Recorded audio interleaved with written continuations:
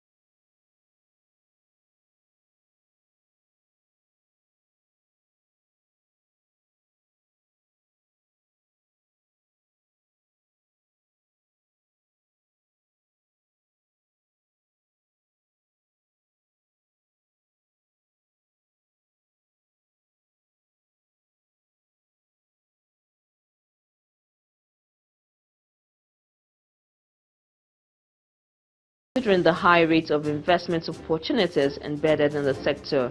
However, the recent gross domestic product report for the second quarter of 2024 as released by the National Bureau of Statistics shows that more needs to be done in the sector to achieve desired results. The real estate sector contributed 5.17% to real GDP in the second quarter of 2024, lower than the 5.29% recorded in the corresponding quarter of 2023. The MBS also reported that the figures were lower than the 5.20% recorded in the first quarter of 2024. Now, the National Emergency Management Agency said the fatalities caused by severe flooding in Nigeria rose to 192 across 29 states. The flooding is caused by unprecedented rainfall and the rising Niger and Benue rivers.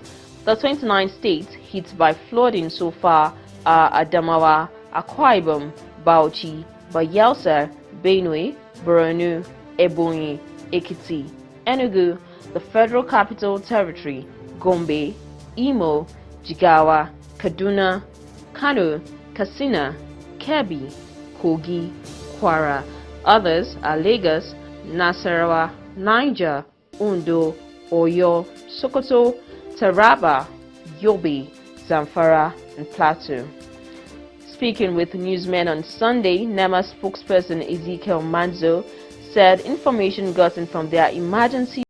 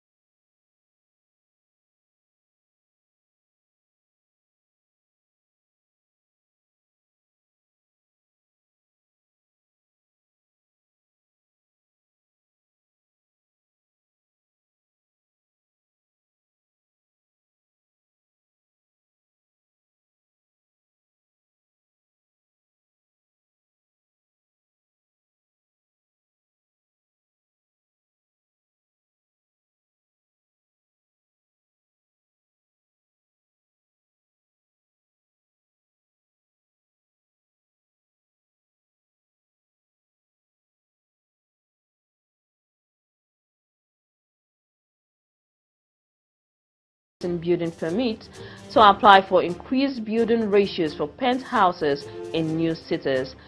The announcement came during a meeting with heads of new city authorities to discuss the implementation of Law Number 187 of 2023, which aims to regularize building violations.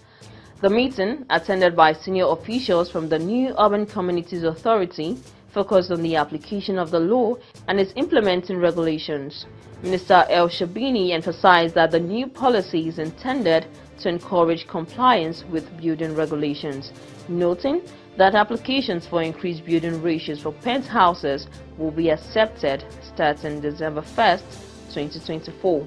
The minister highlighted the broader importance of the reconciliation law, emphasizing its role in achieving a more civilized and sustainable urban landscape, particularly in new cities. Ankasas community organizations and Ankasas Renters United members presented testimony from Little Rock residents whose health and safety have suffered as a result of poor housing conditions, and presented suggestions for local, state, and federal housing laws. Speaking after the meeting, Chair of Ankasas Renters United, Radonia Hasher, a renters' rights focus group, says state and local governments need to acknowledge Little Rock's housing crisis, framing access to housing as a safety issue. During the meeting, Hasher criticized a proposed 1% sales tax increase set to appear on the November ballot in Little Rock, saying the tax increase will burden already struggling residents more than it benefits them. More stories on Housing TV News at the top of the hour. I am Phoebe Onwabuije. Thanks for watching and bye for now.